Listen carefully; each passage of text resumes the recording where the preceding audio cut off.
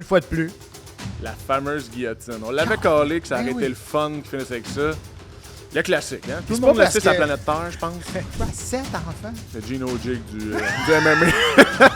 Groupe Gym, qui a sorti une nouvelle quand même surprenante, qui aimerait faire 6 à 7 galas par année. Évidemment au casino, mais cet été, on aimerait ça retourner au Parc Jarry.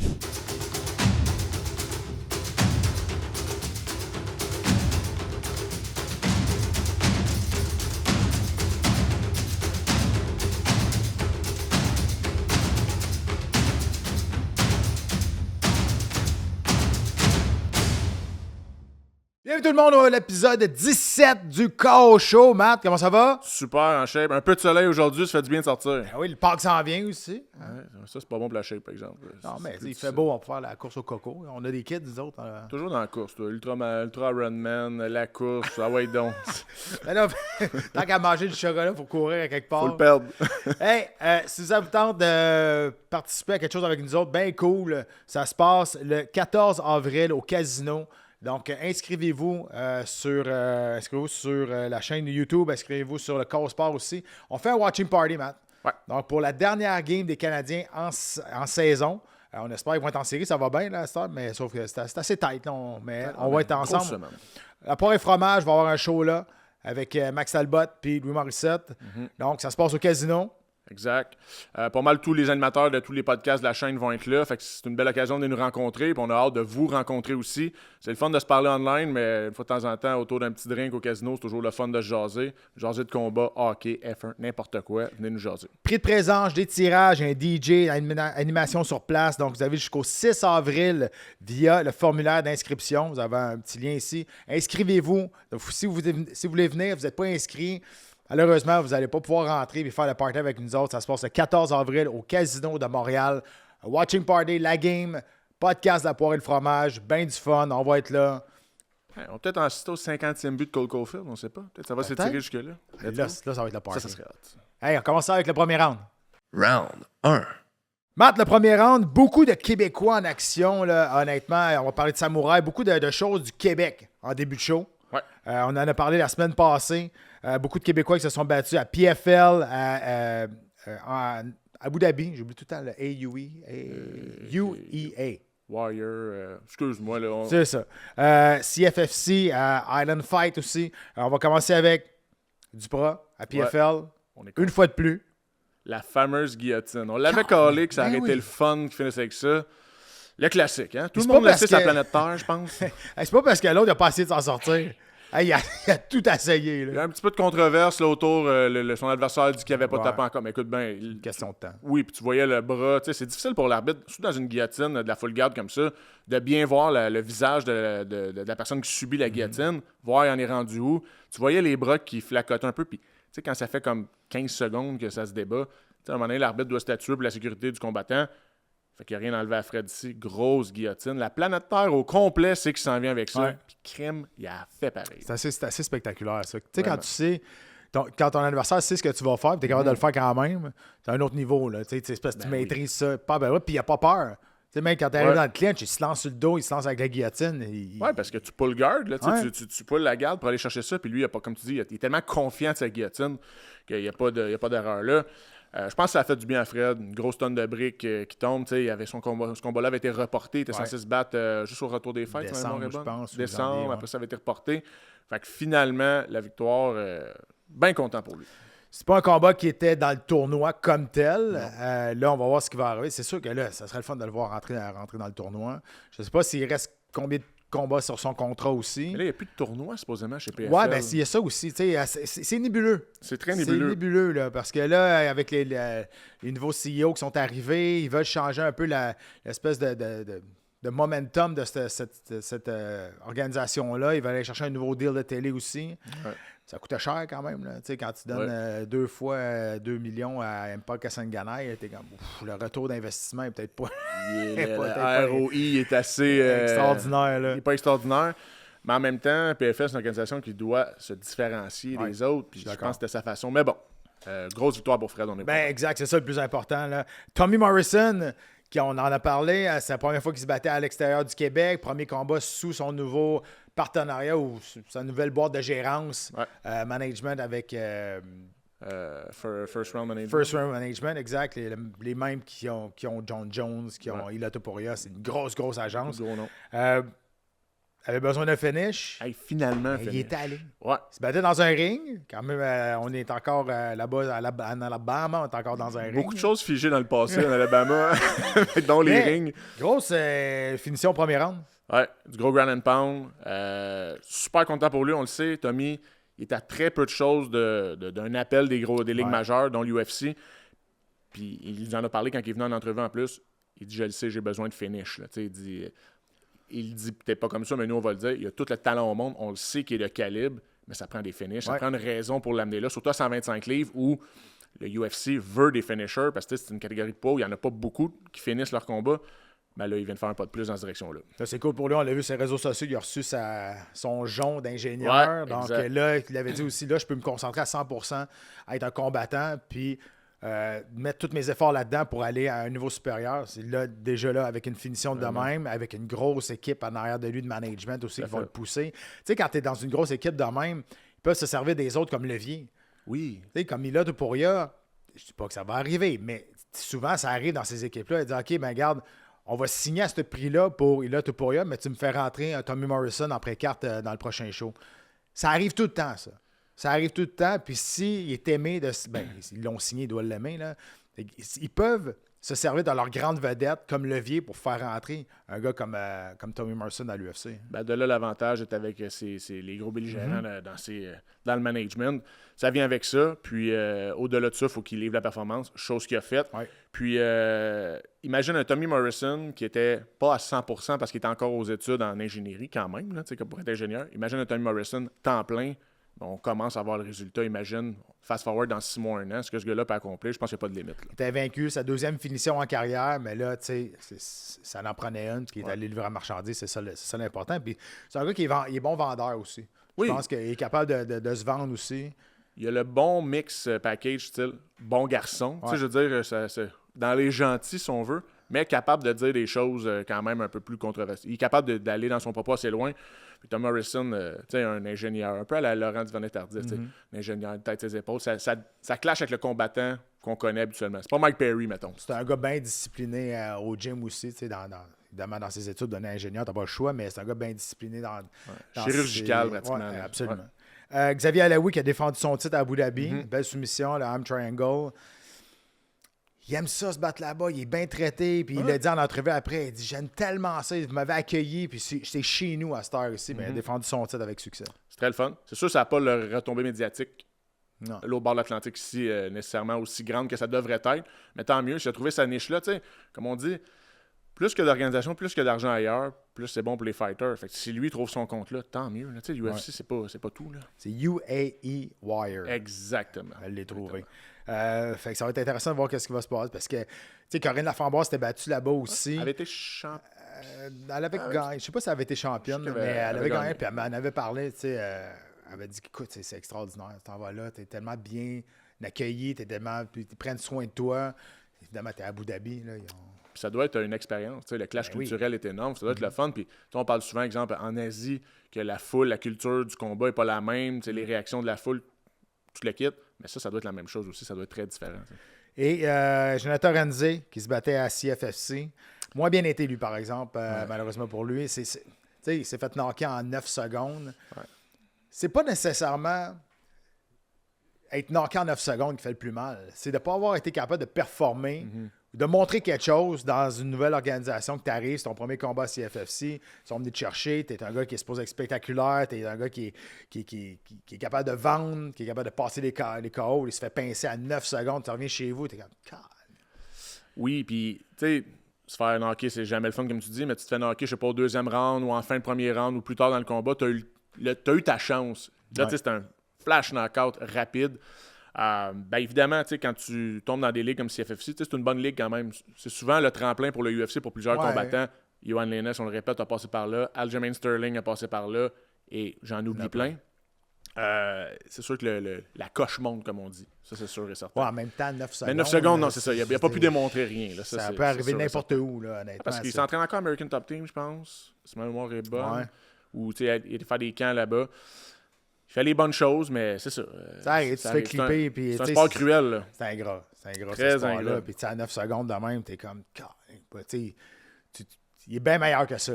Oui, si on l'a déjà vu performer. C'est un guerrier, là. Oui, ben, absolument. Fait que c'est ça qui fait le plus mal, je pense. Oui, tu as fait knock en 9 secondes, regarde, je me suis fait clipper, tout le monde peut se faire clipper, mais t'as pas l'air de me démontrer ta vraie valeur. T'sais. Même si tu perds, au moins, comme tu dis, à la fin du deuxième ou à la fin du premier. Tu as eu ta chance. Tu as eu des minutes dans la nouvelle organisation. Samouraï, bon show qu'il y a eu ce week-end au House of Pain à Laval. Je connais plusieurs personnes qui étaient là, de mon gym plutôt. Ça a l'air que c'était électrique comme ambiance. Ben, c'est sûr, c'est lent. C'est fait pour ça, on dirait. Exactement, c'est fait pour ça. Puis ça s'est passé un peu dans les estrades aussi, mais ça, on n'en parlera pas. Mais, ça ajoute à la légende. Ça ajoute à la légende. Énorme victoire d'Alex Morgan. Pour vrai, face à un gars de shootboxing qui était dans la lignée, dans la mire de l'UFC. On en avait parlé la semaine passée. Quelle victoire du vétéran de Morgan, une clinique de striking, c'est de toute beauté. Tu sais, justement, Alex Morgan, tu regardes sa carrière, des fois, quelques rendez-vous manqués, ben là, tabarouette, il s'est présenté au rendez-vous, puis pas à peu près à l'heure. Tu sais, il n'a pas juste été arraché une victoire, il a fait un statement. Il a knocké un gros prospect. Qui sait pour la suite? Alex Morgan, quand même en santé encore, il a une éthique de travail incroyable. Tu sais, je pense que c'est un gars qui s'entretient très, très bien. Colin, pourquoi pas? Oui, il commence à avancer en âge. Je pense qu'il y a 35, Alex, ça se peut-tu? Quelque chose du genre? Il est autour de ça. Autour de ça. Commence à se faire un petit peu tard pour lui, mais pourquoi pas? Je sais pas, un remplacement sur une carte, exemple à Winnipeg, c'est demain matin, on s'entend, mais il faut qu'il reste prêt. Exactement. C'est sûr que le téléphone peut sonner. Après une victoire comme ça peut sonner. La carte à Winnipeg, là, c'est le mois prochain. Elle n'est pas pleine. Elle n'est pas pleine encore. Non, elle n'est pas super pleine. Never know, tu sais jamais. Peut-être qu'il attendait un résultat comme ça. Peut-être. Parce que c'est sûr que... Honnêtement, il faut qu'il reste prêt. Moi, je pense que ça peut arriver. UFC Canada a une banque de prospects toujours locales. L'UFC, quand ils vont dans une autre juridiction que les États-Unis, ont toujours une banque de prospects locales. C'est sûr qu'ils se sont dit « peut-être que lui, on gardera un spot. » Je le souhaite, parce que ça, c'était des ligues majeures comme performance. Mais c'est la même chose quand ils s'en vont en Australie. Ils essaient de mettre de plus d'Australiens sur la carte. Quand ils s'en vont en Angleterre, le plus d'Anglais. Au Canada, c'est la même chose. De mettre le plus de Canadiens sur la carte. Mais si on veut loader un gala de 13 combats... Faut que tu mettes quelqu'un. Avec une performance de même, il l'appelle, tu es encore en santé, tu as déjà participé à The Contender, on t'a déjà venu, on te connaît, ils savent c'est qui, exact. C'est jamais. Puis il a battu un gars qui était dans la main du UFC, qui était à une victoire ou deux d'y aller. C'est qu'on y souhaite, là. C'était vraiment... Puis, tu sais, il disait que... Il aimait dire à la blague, il aimait dire que c'était lui le main event du peuple. Il est tombé main event, parce qu'on sait que le combat entre Laramie et Medvedev a été annulé. Tabarouette, ça peut pas être plus hot que ça. Là, non seulement il tombe main event, performance électrisante, ça a l'air que le toit a levé. Là-bas. Parle-moi du tournoi des 135 livres. Oui, il a pris son envol. Il y avait 3 combats à l'affiche, 3 vainqueurs évidemment, qui continuent leur progression dans le tournoi. Luca Taylor qui a remporté une décision, puis avance dans le tournoi. On a Mike Jones aussi. Victoire par décision également. Puis Olivier Poisson, qui était en co-main event, qui remporte une décision majoritaire. Donc, tous 3 personnes qui avancent dans le tournoi. C'est le fun, ça, je pense. Ça garde une espèce de storyline pour les galas de samouraï, momentum. Olivier Poisson, une victoire à l'arraché qui a dû vraiment aller chercher. Là. Les autres, c'était des victoires quand même assez décisives, des très bons combats, par exemple. Fait que ça, c'est le fun. Ça a pris son envol. Ça va se poursuivre. Le prochain gala de Samouraï, je pense que ça continue aussi. Donc, très, très, très excitant, je pense. Mais là, je veux que tu me parles de Jens Toby. Je l'avais dit qu'il était bon, hein? C'est... moi, je le connaissais pas. Tu m'en avais parlé. Ouais. C'est quelque chose, ça. C'est quelque chose. Il est bon partout, en plus. Je pense qu'il va y avoir 2 combats de la soirée. Là, Daniel Lafont, l'autre n'est pas encore annoncé, je pense, en date d'aujourd'hui, jeudi. Mais lui, c'en est un. Ils ont donné le Fight of the Night, un des 2 Fight of the Night, Jens Toby. Grosse victoire par KO contre un adversaire. Écoute, c'est pas... c'est des adversaires de début de carrière, évidemment. Mais quand même, il a démontré tout son talent. Il est allé avec un gros call-out à la fin, en plus. Ouais. Il a callé Mallette. Tu sais, Mallette, c'est un nom qui est connu à Samouraï, quand même, sur... Je pense 3 défaites de suite. Là. 3 défaites, c'est bizarre de caler quelqu'un qui est sur une séquence de défaites, mais à part ça, moi, là, je pense. Moi, je me dis tout le temps, quand on donne l'occasion de prendre le micro, même à l'UFC, Puis je prends les gars, tu sais, puis maintenant, là, c'est un spectacle. Oui. Fait que quand tu prends le micro, tu dis ah, ben moi, je fais confiance à l'UFC, puis tu sais, je vais me battre contre n'importe qui est dans. Non! Non, envoie promener Ils quelqu'un. posent fais la quelque chose. question parce qu'ils veulent créer quelque chose. Oui. Créer quelque chose. Provoque des affaires. Call n'importe qui. Call quelqu'un. On s'en fout. Surtout si tu sais qu'il est ringside, là, Ben tu l'as oui. vu en faisant ton walk-in. Là. Hey, je call lui, let's go. Parce que, comme tu dis, c'est un spectacle. Maintenant. Oui, puis ça provoque des affaires, puis c'est ça. Puis, tu sais, quand tu vois à Star, tu sais que c'est un gros spectacle. Quand tu sais, Daniel Cormier ou Bisping ou whatever, tu sais, Joe Rogan, il pose la question, il dit OK, who do you want next? I don't know, I'm gonna fight Ça me tue, moi, quelqu'un qui avec. va être en avant de moi. Je suis quand même, bro, quelle occasion manquée? Quelle occasion manquée de provoquer quelque chose? Tu n'es pas obligé d'être baveux. Non. Tu sais, tu fais juste nomme quelqu'un. Ouais. Genre, j'adorerais faire face à lui Ouais. parce que blablabla. Je pense que les deux, on a des. Tu sais, dis quelque chose, t'es pas obligé de l'envoyer promener à la Conor Non, McGregor. c'est ça. Mais dis quelque chose. Parce que c'est impossible que t'aies pas de nom en tête. Ça se peut pas, ça. Mais non, Tu sais très bien qui est en avant de toi, en arrière de toi, tu sais. Fait que t'es censé savoir. Fait que quel call-out, Mallette, 3 défaites, c'est plus une histoire de nom, tu sais, Ouais, parce que c'est un nom je suis d'accord. connu. Je pense côté combat local, ça pourrait être intéressant. Est-ce que, tu sais, je vois Yann Stoby traverser Mallette, parce que Mallette a de la misère avec les grapplers en plus. Ouais. Puis Stoby est très, très bon sol. J'ai déjà roulé avec. Là. Il est très grand pour un 170 livres en plus. Je vous le dis, c'est tout un athlète à surveiller, puis il l'a démontré vendredi. Maxime Côté, qui est allé Même avec chose. une sub. Une belle soumission Ouais. classique. C'est un arm triangle, si ma mémoire est bonne, au sol. Lui avec, je pense que ça lui a enlevé une bonne tonne de pression. Je pense que l'appréhension du combat, Max, c'est quelque chose sur quoi qu'il a à travailler beaucoup. La nervosité, c'est quelque chose. Hein, tu as bien beau avoir tout gagné en grappling, en judo, peu importe. Le MMA, c'est un autre bébite à apprivoiser. Fait que, on a senti que ça lui a fait du bien. Vraiment, là, son non-verbal, Max, c'est un gars, si tu le connais pas. Salut Max, ça va? Ouais. Puis quoi de neuf? Je m'entraîne fort. Low profile, Puis il est super gentil, ouais. super drôle, mais là, tu as vu que ça lui a fait du bien. Grosse victoire.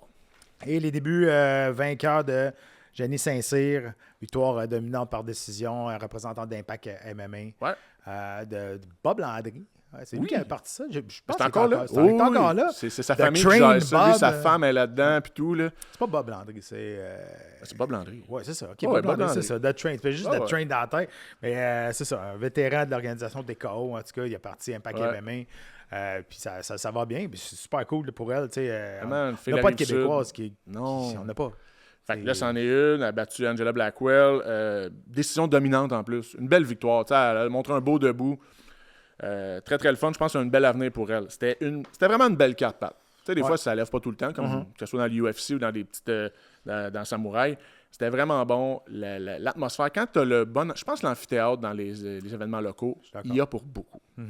Là, c'était pas froid, c'était comme tu dis, là, c'était au Colisée de Laval. Ça pue le sang quasiment Ouais, là-dedans. c'est Là, quasiment. Ah ouais. Fait que ça devait être électrique. Là. S'il y en a un prochain, c'est sûr, je le manque pas à cet endroit-là. Tant mieux pour Samouraï, tant mieux pour les combattants Vraiment. qui sont là.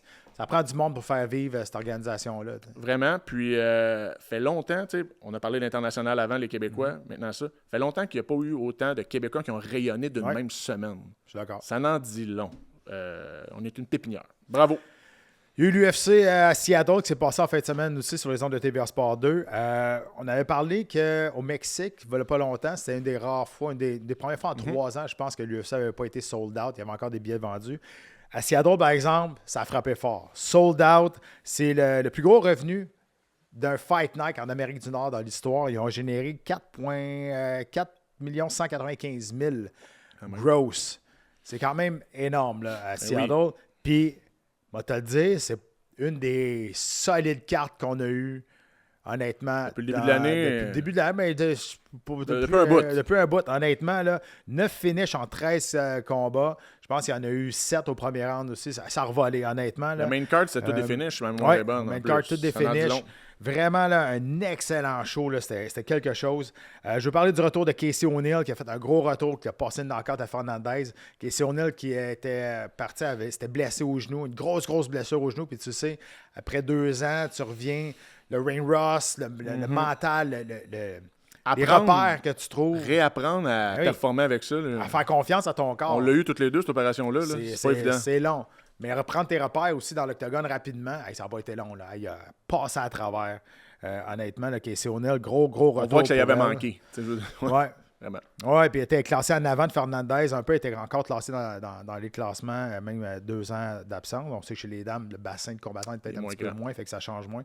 Mais elle a prouvé pourquoi elle était en avant. Puis elle, avant qu'elle se blesse, c'était quand même une bonne prospect là, d'avancer dans les classements. Très, très solide. 2 Canadiens qui étaient en action aussi. Lance Gibson Jr., qui avait accepté le combat à 4 jours d'avis à son premier combat à l'UFC face à Bobby Green, qui avait perdu par décision partagée face à un solide vétéran. King Green maintenant. King Green, c'est vrai. Puis c'est pas son surnom. Il a changé son nom. Son vrai nom. Oui. Il a changé son baptistère pour King Green. Oui, Bobby Green. Quand tu connais le personnage, tu comprends un peu. T'es comme, ben oui, c'est ça. Mais peu importe, il est allé chercher sa première victoire. Je vous rappelle qu'il y a toujours 2 façons de suivre les contenus de KO Sport, soit en s'abonnant au ko-sport.tv. Vous avez droit à différentes primeurs, des offres spéciales, des rencontres avec les animateurs de la station. Sinon, vous pouvez toujours nous suivre sur YouTube. Alors, abonnez-vous à notre chaîne. À bientôt. À l'UFC, elle a toute une performance. Oui, vraiment.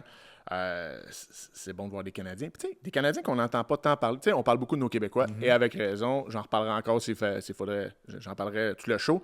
Mais au Canada, au complet, on rayonne. Puis des dark horse comme ça, qui viennent d'organisations qui émergent du Canada en plus, qui viennent des organisations comme Unified, qui viennent des organisations comme ça. Mais tant mieux, man. Grosse performance. Belle histoire. Lui, son père était dans son coin. Lance Gibson, son père, s'est battu à l'UFC 24 et l'UFC 29. S'est battu 2 fois. Et la première victoire de son père à l'UFC 24, c'est par un coup de genou, exactement comme lui, son fils, a gagné sa première victoire à l'UFC. Ça s'invente pas. Hein? C'est incroyable, pour vrai. On décrivait ça, puis on était, ben ouais, c'est quoi les chances que ça arrive? Son père était super fier dans son coin. Fait que ça, c'est cool. Ça a été moins bien pour l'autre Canadien, par exemple, Kyle Nelson, qui s'est fait dominer, s'est fait knocker au premier round. Ça n'a pas été très, très rapide. Il a pas eu, un peu comme Ramsey, un peu. Il n'a pas eu la chance le temps de montrer son potentiel. Non, exact. Il s'est fait rentrer dedans assez rapidement pour Kyle Nelson, qui est un bon col bleu, je te dirais. Là, il est là, il a des bonnes performances. Il est de calibre. Il est de calibre, mais je pense pas que ce soit un contender un jour dans les classements. Non. Terrence McKinney, lui, c'est tout ou pas en tout.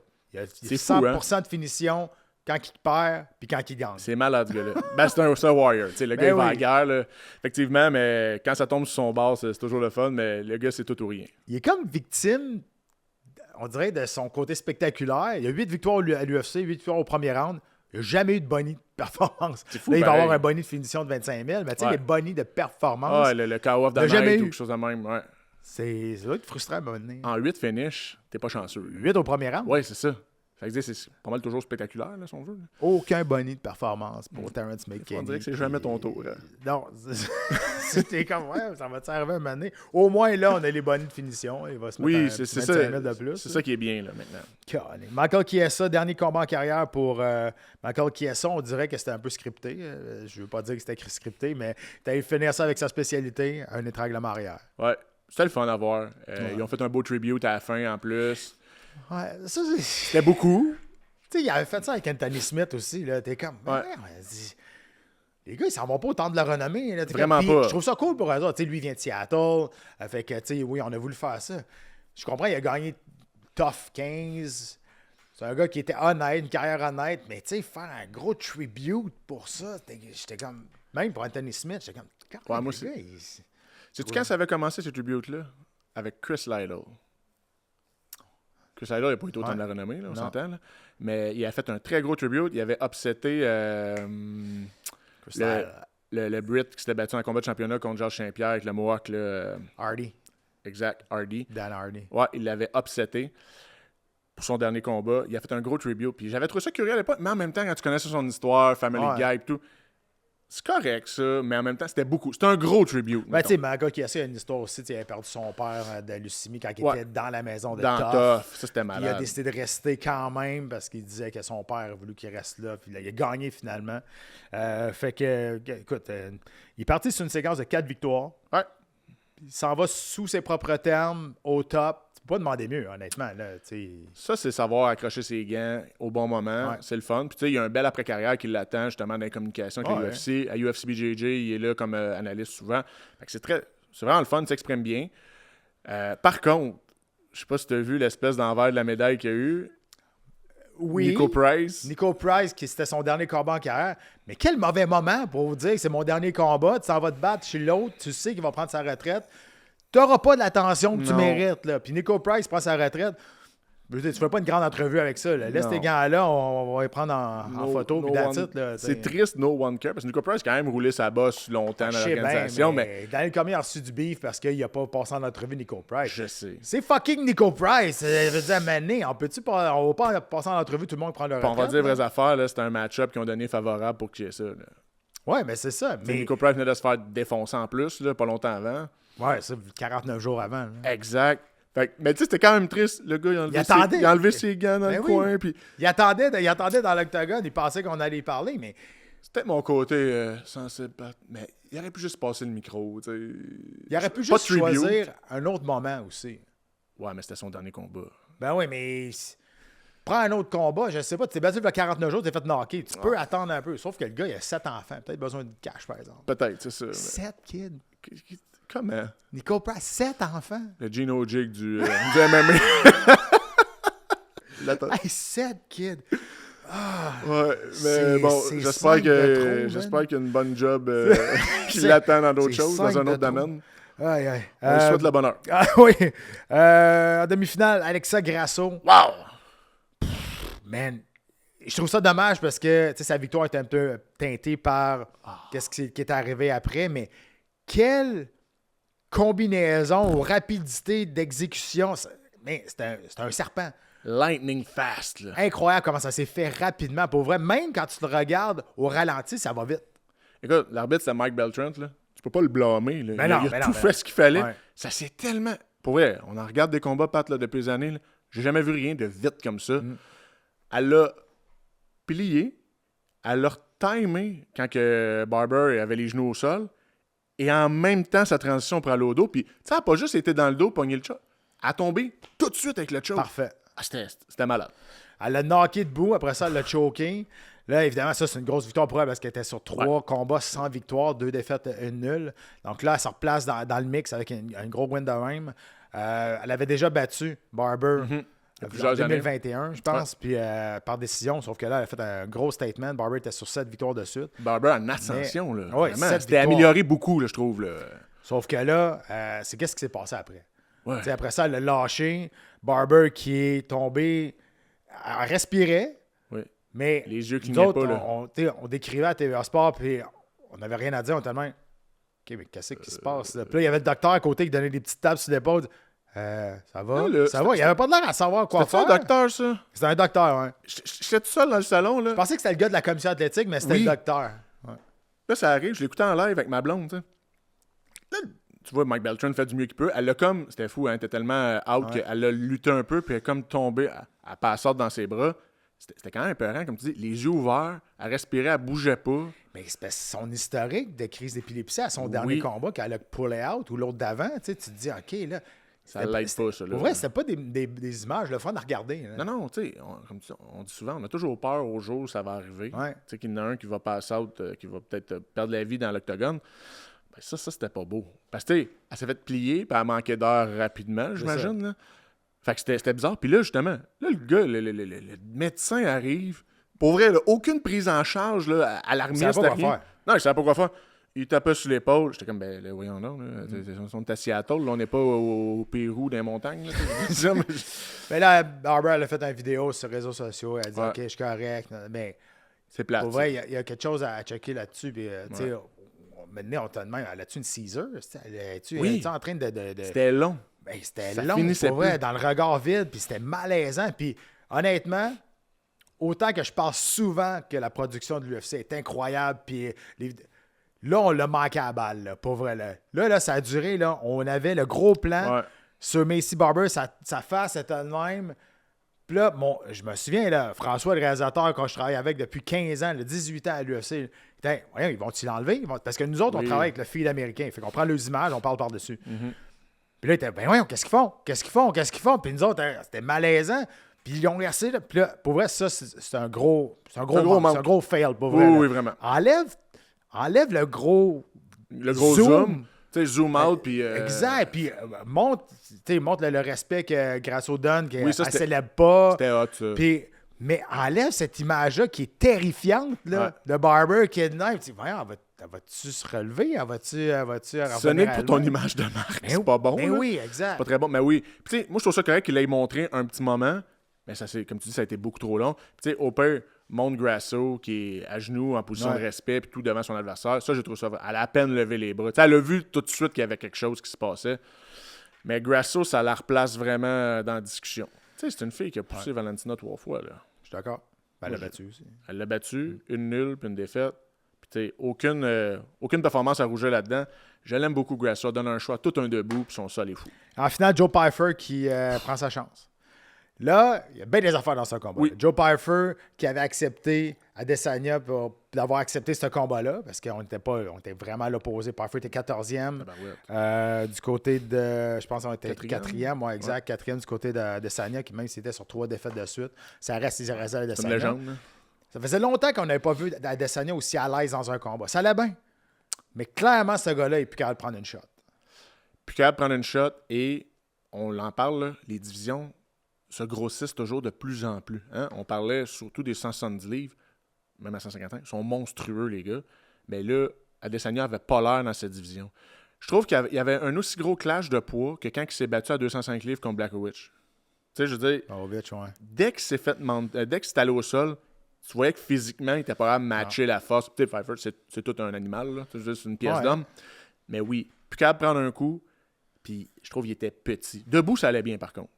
Je trouve qu'il y avait un bon game plan. C'était le Adesanya old school. Ouais, mais il bougeait bien. Moi, je pensais qu'il l'aurait même. Là. Mais ce style-là, quand tu vieillis, tu ralentis, puis avoir des réflexes d'éviter les coups avec les bras baissés, c'est dangereux plus que tu vieillis. Tu n'as plus les mains hautes. Fait que c'est ça qui est arrivé. Ben, aussitôt que c'est fait pincer une fois, tu as vu que là, la confiance a parti, puis Pyfer a profité de ça. Écoute, on finit sur Adesanya, il est sur 4 défaites de suite, 3 finishes. Ouais. Il a dit qu'il allait continuer, que je suis là pour rester. Il a pris la réplique de Wolf of Wall Street. Là, il dit, I'm not fucking leaving! I'm not fucking leaving, that's it, exact. Mais en même temps, tu sais, moi, ça me rappelle les fins de carrière de BJ Penn, les fins de carrière d'Anderson Silva. T'es comme, God, les boys, vous avez trop attendu. Anderson Silva a perdu 7 de ses 8 derniers combats. BJ Penn, la même chose.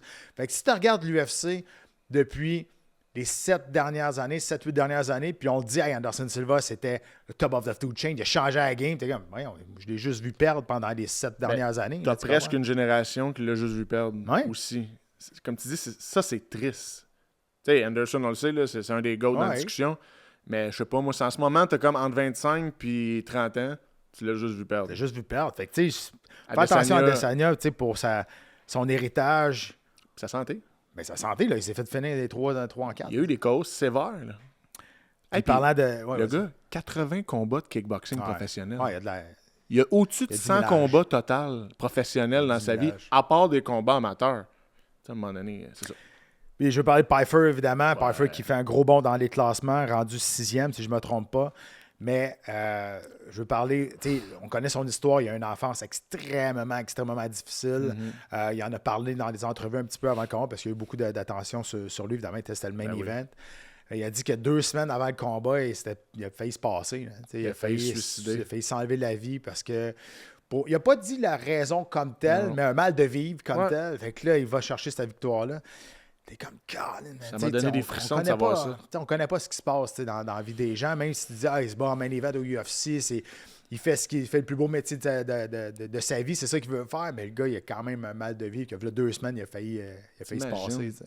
Et malgré ça, offre une performance parfaite.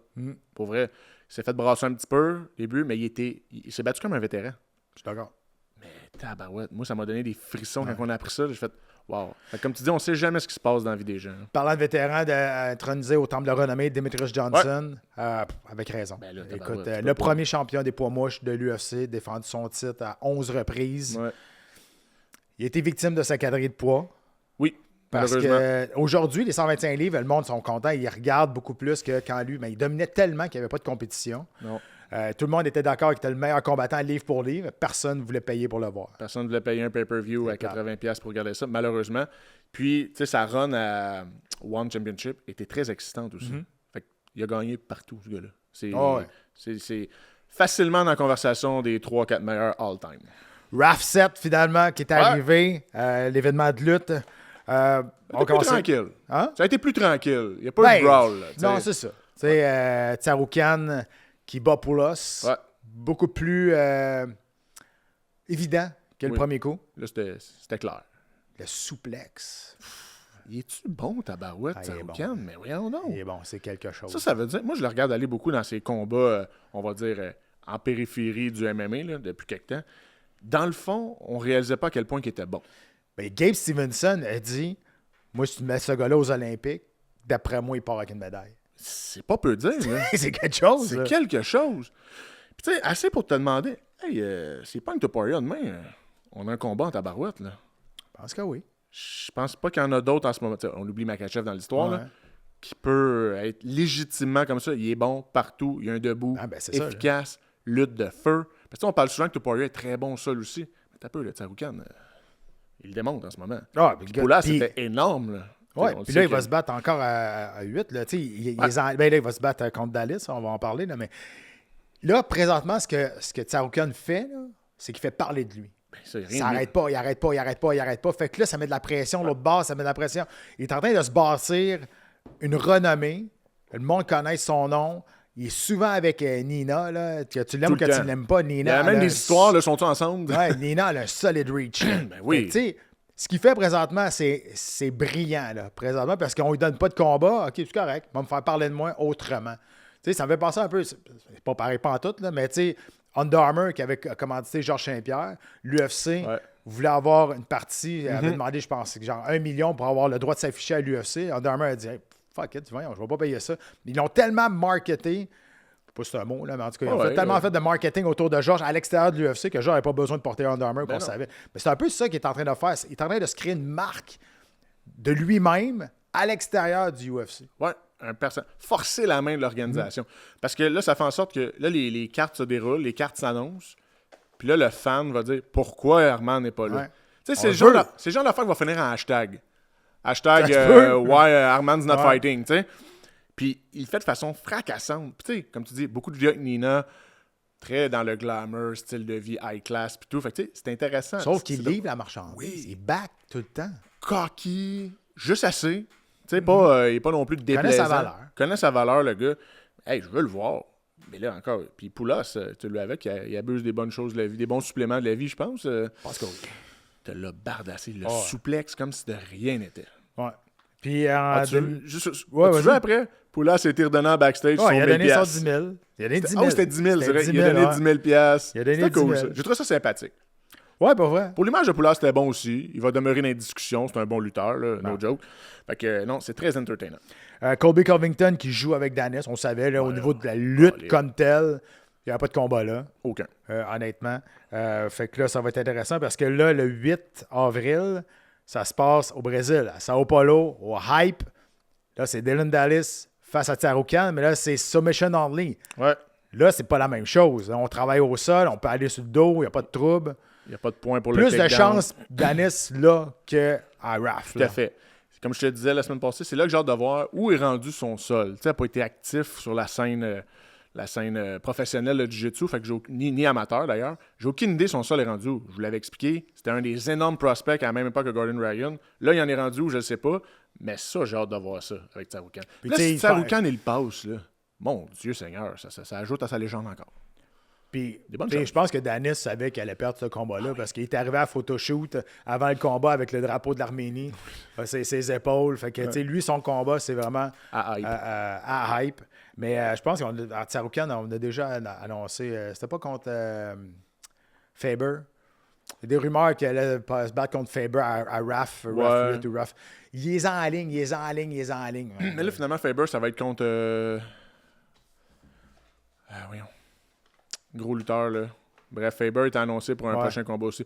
Lui avec Uriah. C'est sûr que ça le paye bien, j'imagine. Là. Moi, avec aller manger des volets, ça me dérangerait pas à ce prix-là. Donnez-moi, je vais y aller contre Stevenson. Absolument. Mais c'est intéressant. Puis là, c'était cool en même temps que ce soit plus calme. Il n'y a pas eu de brawl à Raf. Mais la conférence de presse entre Dylan Dennis et Covington, ça a brassé. Ouais, c'est cool. Bon, c'était très stagé, là. Mais moi, j'aime ça. Ouais, non, ça Ça prend ça. C'est comme de la lutte, c'est bon. Non, C'est de la on lutte. parlait des mères des deux. Ben oui, là, il dit, t'es pauvre. Là, tu sais, Covington, il dit à Dennis, c'est ta mère qui te fait vivre. Puis là, lui, il dit à Covington, t'es pauvre. Puis là, t'as vu Covington, c'est après, I'm super rich, man. I'm ça- multimillionaire. Pas sûr. Pas sûr, Pas parce sûr, que Kobe. depuis un bout, il cherche des Je contrats. cherche de l'argent. Hey, on continue au deuxième round. Round 2. Matt, deuxième round, beaucoup de nouvelles de boxe. Là, évidemment, en fin de semaine, le 4 avril, c'est gros combat de poids lourd. Deontay Wilder qui revient face à Derek Chisora. Ça se passe 4 avril au O2 Arena à Londres. Wilder n'a pas été très actif dans les dernières années. Un seul combat par année depuis 2020, quand même. Ça va être intéressant quand même de voir ce qui va se passer là. Wilder, qui, oui, est revenu sur le chemin de la victoire après avoir perdu contre Dubois puis contre le phénomène, phénomène chinois Zhang. Contre Parker, excuse, pas contre Dubois. Est-ce que dans la boxe d'aujourd'hui, Wilder peut revenir au sommet? Chez les poids lourds, là. On est beaucoup dans le nom ici, dans le sens, il roule son nom. Tu sais, moi, je suis pas un grand fan de Wilder. Je trouve pas que c'est un bon boxeur. C'est pour toi, Wilder, et ce que pour moi, Ronda Rousey. Ah, même pas, je pense même pas autant. Mais oui, tu sais, les poids lourds sont bons, sont athlétiques maintenant, tu sais. Mais ils sont techniques. C'est pas juste des grosses balles chansantes qui lancent les bombes. Exactement, très technique. Tu sais, ce combat-là, j'ai hâte de le voir. Contre Chisora, ça va être très, très bon. Parce que je trouve que c'est bien evenly match. Là, c'est équivalent. Peut-être que Wilder va faire parler sa puissance de frappe. Mais tu sais, un gros poids lourd avec un nom puis une force de frappe, il trouvera toujours preneur. Mais revenir dans le top 4, on va dire, là, dans la même discussion que, exemple, Joshua, Usyk, Fury. Non, je pense pas. Moi non plus, je pense pas. Il y a Dubois qui est là, Zhang qui est là. Dubois, il faut le Zhang aussi. Très bon. bon. Je vois pas non plus. Puis Chiroza, qui est quand même sur 3 victoires de suite, là, 36 wins, 23 knockouts, il est capable de le passer. C'est un bon vétéran. Le problème, c'est que Wilder, c'est un grand poids lourd. C'est pas un gars qui est extrêmement lourd sur ses jambes, mais il est grand, il a des grands bras, ça finit plus, puis il swing. Fait que c'est pas le gars le plus technique, mais c'est vrai qu'il a beaucoup de puissance. Mais quand tu es capable de passer ça, puis de rentrer à l'intérieur, c'est là que c'est un peu plus compliqué. Imagine si ce gars-là avait eu un bon jab technique à la longe, avec le reach qu'il a. À la Klitschko, mettons. Genre, il aurait été plate en maudit à boxer, lui-là. Mais c'est pas le cas. Mais par contre, son style spectaculaire, toujours attire les foules. Je pense que ça va être vendeur. Je pense que ça va être regardé en masse. Moi, je vais le regarder, c'est sûr, parce que ça m'intéresse. Ouais, puis on dirait qu'il est un petit peu moins cocky qu'avant aussi, Wilder. Il s'est ouvert bien gros sur... l'histoire de sa fille. Puis, si vous allez voir ça, c'est assez facile de trouver sur les réseaux des vidéos de même. Fait que tu le vois un peu plus vulnérable maintenant. Côté humain que côté plus spectacle. Puis je pense qu'au bout de la ligne, ça peut peut-être jouer en sa faveur. Ça. Tout à fait. Ça donne un deuxième souffle à sa carrière, carrément. Fait que, gros combat. Dimitri Bivol qui retourne en Russie. Man, il me semble que c'est pas à la place présentement de faire un show. Non. Mais bon, Dimitri Bivol, on en a parlé la semaine passée, qui fait son retour. Il va faire son retour face à Michael Effer. Si vous connaissez, si ça vous dit quelque chose, Michael Effer, là, en 2023, avait battu Jean Pascal par décision. Mais c'est battu une fois en 2024. C'est pas battu en 2025. Donc, tu sais, pas beaucoup d'activité pour lui. En boxe, Bivol qui revient d'une victoire contre Beterbiev, mais surtout d'une grosse opération au dos. Évidemment, sur papier, Bivol est pas supposé avoir de combat largement supérieur. C'est peut-être pour ça qu'il veut revenir après une chirurgie au dos, veut un combat. Je trouve ça difficile de dire un combat facile. Il n'y a pas de combat fait, tu peux le faire clipper. Mais ça se passe en Russie. C'est ça qui me fait capoter. Ça, c'est vraiment particulier. Comme tu dis, côté vente de combat, c'est bizarre. Mais en même temps, tout ça amène les rumeurs d'un rematch entre Bivol et Beterbiev. On en parle déjà. Ouais. Que ça sera en Russie encore. Oui, parce que c'est la IBA qui a resté pine pour dire qu'elle sanctionnerait le combat en Russie pour que le quitte. Ça serait dommage parce qu'un combat qui mérite autant d'attention que ça, qui se passe en Russie, on s'entend que la retombée médiatique, tout va être pas mal moindre. Là. Ben, je pense qu'on va faire... C'est peut-être un test là, qu'on fait. Peut-être. Là, ça se passe à Yekaterinburg, en Russie. Je pense que peu importe tout ce qui se passe en Russie, c'est un peu bizarre de retourner là. Puis, Bivol, il est content. Là. Ça fait 5 ans qu'il ne s'est pas battu en Russie. C'est sûr, mais avec le contexte international, la guerre en Ukraine n'est pas finie. Je veux dire, c'est pas C'est pas très vendeur, internationalement parlant. C'est un choix étrange. Un choix étrange, mais oui, c'est un combat de chauffe, si on veut, là, pour Bivol. Comme tu dis, moi aussi, j'ai ça de dire ça. Là. Un peu comme Fury qui va se battre contre Makhmoudov. Tu sais, ça aussi. Tu sais, je trouve ça toujours... Quand le combattant prend déjà un engagement pratiquement pour son prochain combat d'après, je suis comme... Tu gardes une gêne. Ça, Bivol, on parle déjà contre Beterbiev, trilogie, puis l'autre bord, on parle déjà contre Joshua. Mais c'est du combat, on sait jamais. C'est un sport de combat. Surtout chez Polo. Ben Makhmoudov, il y a une claque. Là. Ah, ben oui, contre Fury. Ben oui, never know. Techniquement, on sait qu'il n'est pas là, mais puissance, c'est le pain. Sait-on jamais. Puis l'autre qui n'a rien à perdre, ça va en Russie. Tu sais, un underdog. Underdog. Bon, en Russie. Ouais, peut-être pas que ce tu qui peut se perdes aussi. passer. Tu peux peut-être pas gagner. Écoute, je voulais pas le dire, mais c'est ça. Peut-être qu'il s'en va là. Il sait exactement comment ça va finir. En tout cas, On espère que non. Là, mais... on l'espère pas, mais bon. Juste rapidement, on va revenir sur Hype au Brésil, parce qu'on a parlé de Saroukan contre Danis. Mais il y a quand même il y a un autre gros nom qui va être... c'est gros, je trouve. Oui, quand même. Paul Rosa Jr. Ouais, qui va se battre contre... excuse-moi, j'avais oublié de l'ajouter à la carte. Contre... Moicano. Non, contre Davison de Figueiredo. Contre Figueiredo. Très bon combat au sol. Regarde, je pense que Tsarukyan est en train de réinventer la façon de se garder dans l'actualité, comme tu disais. Puis regarde, je pense qu'on en inspire d'autres. Paul Rosa Jr., très gros prospect à l'UFC, très très bon en lutte et au sol, on le sait. C'est une façon de bâtir sa légende, si on veut, de côté marketing, de rester dans l'actualité. Parce que Les gars restent actifs. Puis ils font des sous. Ça les paye. Parce qu'encore là, on reparlera pas encore des salaires, mais c'est sont faibles. Fait qu'un Rosa Jr., s'il va faire un 100 000 chez Hype, là, crime, c'est de l'argent. Même chose pour Figueiredo. Ça lui donne peut-être une après-carrière. Figueiredo qui n'est pas vilain au sol du tout. C'est un très, très bon combat, ça. Je pense que oui. Puis, tu sais, je trouve ça cool, tu sais, parce que là, il n'y a pas de... Tu sais, contractuellement, l'UFC ne peut pas vraiment bloquer les combattants d'aller faire des compétitions de Jiu-Jitsu. Pas dans les termes actuels. Pas présentement. Bon, ça va peut-être arriver à un moment donné parce que je peux pas croire que le UFC va laisser faire ça. Encore longtemps. Oui, mais en même temps, là, il y a beaucoup de poursuites. Ils en ont perdu une. Là, tu as la Aliak qui arrive. Là, ils essaient de pousser ça dans le boxing. Ils peuvent pas tous les gagner. Jusqu'à quand que Dana White veut, je ne veux pas dire perdre l'énergie, mais veut s'investir encore dans l'UFC pour garder le monopole quand on voit que quand il parle de l'UFC, il est quasiment blasé. Il parle de boxing, Zuffa Boxing. Il est allumé raide. Là. Ouais. Tu vois qu'il y a vraiment un changement d'attitude envers ça. Il y a moins de contrôle, on sait. Là. Dana White a moins de contrôle présentement avec le deal de Paramount. 100%. Hunter Campbell qui lead pas mal tout. Puis je pense que les combattants de l'UFC sont plus prêts à aller contre Hunter Campbell que contre Dana White. Oui, Dana avait comme un... Aussi tough soit-il, aussi polarisant soit-il, Dana White, il y a comme un respect avec... Il trouvait tout le temps le moyen. Oui, c'était vraiment un businessman. Un très bon businessman. Vraiment un bon businessman. Tandis qu'Hunter Campbell, il n'est pas entré dans la légende encore, loin de là. Comme je disais la semaine passée, pas très apprécié, critiqué, beaucoup vu comme prima donna, là, beaucoup. Là. Fait que, non, c'est pas la même chose. Puis, regarde, si tu veux pas que les gars aillent se battre ailleurs, chez Hype ou chez C ou chez RAF, ben paye-les. Ouais, j'ai rien d'autre à dire. C'est ça quand même, c'est le nerf de la guerre. Si ma job me paye pas assez, puis je suis obligé de prendre un sideline la fin de semaine, faire des job-ins, ben c'est ça. Des job-ins à 100 000, c'est pas super. Fin de semaine, l'UFC qui se passe au Apex. Renato Moicano, c'est de lui que je parlais, face à Duncan. À TVA Sport 2, encore une fois. S'il n'y a pas des gros noms sur la carte, une fois de plus, mais on ne sait jamais. On peut plus le dire. Rappelez-vous, l'UFC 326, c'était un loadé, ça a été une carte longue et ennuyante. La semaine passée, oui, il y avait Adesanya Pfeiffer, mais c'était pas un pay-per-view, ça a volé, ça a été un des meilleurs shows de l'année.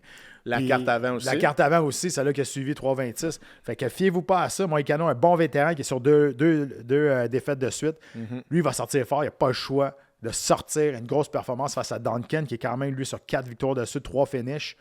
Duncan, c'est sa chance là, de se faire un nom quand même, ça serait sa plus grande victoire en carrière. Moi, j'aime ces match-ups-là, justement. Un bon vétéran qui se doit de retrouver le chemin de la victoire contre un hot prospect, que c'est sa chance de se faire connaître. Ouais. Moicano, c'est un bon nom quand même. Ouais. Ça donne toujours des flamèches, ça. C'est sûr et certain. C'est pas comme deux gars au sommet qui prendront pas de risque. Les deux doivent gagner, puis quand même spectaculaire. Ouais, j'ai hâte de voir. C'est un match-up très intéressant. Puis en demi-finale, combat important chez les femmes, Jandiroba face à Tabata Ricci. Ouais. Deux combattants qui sont proches d'avoir un combat de championnat du monde, honnêtement. Là, Jan Diroba, qui est vraiment une solide black belt, là, au sol, là, est agressive. Tabata Ricci, très bonne aussi. Ouais, mais Grosse c'est ça. personnalité. Si ça va au sol, ça va être intéressant de voir c'est clair. les échanges, le fameux scramble Oui. en jiu-jitsu. Bon, Dieu sait que j'aime Ça ça. va être, on aime ça. Surtout chez Quand ça bouge. Surtout chez les femmes. Bon, là, Quand ça bouge. c'est ça. Quand ça bouge. Jusqu'au high poke. All right, les High Poke News. High Poke News. Matt, les High Poke News, beaucoup de choses. Je veux qu'on parle de Jiu-Jitsu. Ouais. En tout cas, moi, c'est pas une nouvelle qui est venue de nulle part. Tu t'attendais-tu à ça? Craig Jones qui revient à la charge avec une nouvelle, un gros événement, là. Moi, je m'y attendais au sens où il était très vocal dans les dernières semaines, derniers mois, surtout au niveau des bourses dans ADCC qui s'en vient cet été. On parle de Jiu-Jitsu brésilien. Oui, le Jiu-Jitsu brésilien, ADCC qui est une des compétitions majeures qui se passe aux 2 ans, qu'on disait de moins en moins, mais qu'on a toujours dit c'est un peu les Olympiques de notre sport. Il était très vocal, a dit à quel point ça n'avait aucun bon sens les salaires, et d'autant plus les salaires chez les femmes. Craig Jones qui se bat beaucoup pour la rémunération au niveau des compétitrices de Jiu-Jitsu. Il avait sorti la stat que c'était à peu près le total de toutes les bourses qui vont être distribuées à ADCC chez les femmes, chez les 1, 2, 3 de chaque catégorie. Ça totalise à peine 50 000 $. Il n'avait pas fait un combat contre Gabi Garcia, lui? Oui. Ouais, c'est Ouais, ça. c'est Il avait lui. fait un combat de D'exhibition. gars contre fille. Gars contre fille, ça c'était un show incroyable, c'était drôle. Fait que bref, Craig Jones, on le sait, il avait Shock the World avec son événement CGI, Craig Jones Invitational, il y a 3 ans déjà, ou 2 ans, qui était venu carrément la même fin de semaine que l'UFC, que RDCC, à Las Vegas, faire un énorme show, les deux dans la même ville, puis ça avait pogné. Il avait mis ça gratuit en streaming sur YouTube, puis il y avait deux titres de 1 million de dollars à gagner. C'était 2 tournois, poids lourd et poids moyen allégé. Puis les 2 gagnants de ça remportaient 1 million de dollars chacun cash. Fait que ça avait fait parler plein de gens, plein de gros Une compétiteurs. des premières fois, je pense qu'on pouvait voir que tu pouvais faire de l'argent en Jiu-Jitsu, je pense. De la vraie. Ouais, Tu sais, c'est ça, mais tu sais, je veux dire, au niveau de l'œil public. Oui, le monsieur, madame, tout le monde a entendu parler de ça. T'sais. Fait que plein de compétiteurs de haut profil avaient quitté ADCC. C'était désisté d'ADCC pour aller là. 1 million, là, c'est pour n'importe qui, c'est de l'argent. Fait que ça a fait beaucoup de bruit. Il y a eu Craig Jones Invitational 2 qui a eu lieu au mois de septembre dernier, si ma mémoire est bonne, qui est un peu plus mitigé comme événement. C'était par équipe. Ça n'a pas levé autant. Le spectacle a été moyen. C'est pour ça qu'il l'appelle 2.5. Il n'a pas voulu encore répondre pourquoi, mais d'après moi, son 2.5, c'est pour dire « Hey, le 2 était poche, le 2.5 va être bon. » Mais là, il arrive avec une tonne de briques, 10 millions de dollars à gagner, 8 combattants, une soirée. Mais 10 millions, c'est au gagnant? Il n'a pas dit les détails encore. Ouais, c'est ça. Hein? Okay? Puis là, c'est 8 combattants qui a dit. Moi, je suspecte qu'il va y avoir une braquette de 4 gars et une braquette de 4 filles. Il n'y a pas de nom non plus. Il n'y a pas de nom qui a été sorti encore. Fait que c'est majeur. Quand on parle de pays athlètes, ça n'a plus d'allure. On parle pour l'été, là. Cet été, ça. Ouais, ça arrivera en juillet. OK. La date n'est pas sortie. Tout ça sorti cette semaine. Évidemment, les détails vont sortir éventuellement. Mais 8 combattants. Moi, je suis certain que ça va être une braquette de 4 gars, une braquette de 4 filles qui vont se partager une cagnotte de 8 millions, de 10 millions. C'est incroyable. Puis, tu sais, quand tu dis le walk the talk, là, Craig Jones, c'est un personnage. Il est bizarre. Il fait les choses à sa manière, très non conventionnelle. Mais il amène de l'argent dans le sport. Puis on s'entend, c'est pas lui qui prend pas ça de sa poche, là. Fait qu'il y a des gros partenaires qui embarquent dans le Jiu-Jitsu à cette heure. CGI 1, c'était financé par un investisseur ukrainien à l'époque, OK? Celui-là, je ne sais pas si c'est encore lui, on grattera, oui, les détails vont sortir, mais il fait beaucoup une guerre justement contre les salaires chez ADCC et contre les contrats exclusifs de UFC BJJ. Il est en croisade contre UFC BJJ, c'est pour ça qu'il fait plein de posts. Quand tu vois Craig Jones annonce 10 millions de dollars puis que tu as un contrat exclusif chez UFC BJJ puis il pleure. Puis là, tu as Mikey avec des commentaires malaisants qui essayent de rentrer dans la lutte. Mais très cool. Très, très cool. La grosse argent, ça fait grossir le sport puis ça donne de l'exposure au sport. Tu sais, l'amateur néophyte là, va aller le voir, va aller regarder ça. Hey, il y a 10 millions pour 8 personnes. Hey, on va regarder c'est quoi. Mais moi, ce que tu sais, je l'ai dit, je le répète, je trouve ça. Ce que j'aime, c'est qu'il y a des compagnies où il y a du monde qui s'implique là-dedans monétairement. Tu sais, il n'a pas sorti 10 millions, puis je vais faire ça, je vais faire un événement à mon nom, c'est moi qui paye. Mais non. Il est allé chercher du monde pour financer ça. Qui croit à ça. Qui croit à ça. C'est cool, ça. Tu sais, il y a comme une espèce de mission. Tu sais, Craig Jones, dans la communauté, il est vraiment aimé. Là. Majoritairement, il est aimé. Beaucoup en croisade pour le salaire des athlètes féminines, puis pour tous les scandales d'abus qu'il y a eu sexuels sur les filles dans le monde du jiu-jitsu. Ouais. Il est très vocal là-dessus. Fait que- Galvao. Là. ouais, exact. Fait que je pense que c'est un gros plus pour le sport. Bon, on va avoir le temps d'en reparler parce que ça se passe en juillet, tu disais. Fait que Ouais. là, les noms vont sortir. On va savoir tous un les peu plus. détails. Là. Mais ça va être... C'est ça- beaucoup d'argent. Hey, 10 Pour millions. du jiu-jitsu, c'est. Ben là, à un moment donné, on va arrêter de le dire pour du jiu-jitsu. Ça Ouais. va devenir normal. C'est un vrai créneau. C'est une vraie... comment je pourrais dire? Il y a moyen de faire ta carrière dans le jiu-jitsu maintenant, puis dans la lutte. Fait qu'il faut arrêter de le dire, puis tant mieux. Tant mieux. Beaucoup moins dommageable Tabarouette. pour la tête. Oui, monsieur. Nouvelle en rafale. Alex Pereira, on avait parlé, il avait signé un contrat de 8 combats, que c'était énorme. Les grosses rumeurs partent du monde qui sont très près de lui, qui irait chercher jusqu'à entre 8 et 10 millions par combat. Je comprends pourquoi il a signé. Là. Oui, là, c'est différent. Là, Parce que le premier headline, c'était pas très clair. C'était comme Non. un contrat de 10 millions total. Ouais, c'est ça. Mais là, c'est par combat. Ça, c'est un autre game. 10 millions total, j'aurais trouvé ça Low ballé. low, Ouais. très low. Très bas. Ouais, honnêtement, pour Pereira, il n'aurait pas signé 8 combats pour 10 millions total. Surtout là, pas en honnêtement. ce moment avec tout ce qui se passe avec MVP. Je pis pense pas. Mais donc, encore une fois, ça n'a pas été confirmé par lui-même, mais du monde très près de lui, ce qui aurait cherché jusqu'à 8 à 10 millions par combat. tout. Ça fait du sens. Parce que sinon, Pereira a dû se recycler dans CGI pour aller Puis faire... on va parler. Ouais, c'est ça. Puis on va parler aussi tantôt des pay-per-views qui n'existent plus, Ouais. des chiffres. Puis il y a peut-être une raison pourquoi maintenant, tu sais, là, il est allé chercher aussi un aussi gros contrat Ben que oui. ça. Là. Nick Diaz. Nick Diaz qui a dit en entrevue, puis là, si vous n'avez pas vu le podcast qu'il a fait avec Theon Vaughn, c'est incroyable. Du bonbon. Ah! Je l'aime. Ben oui.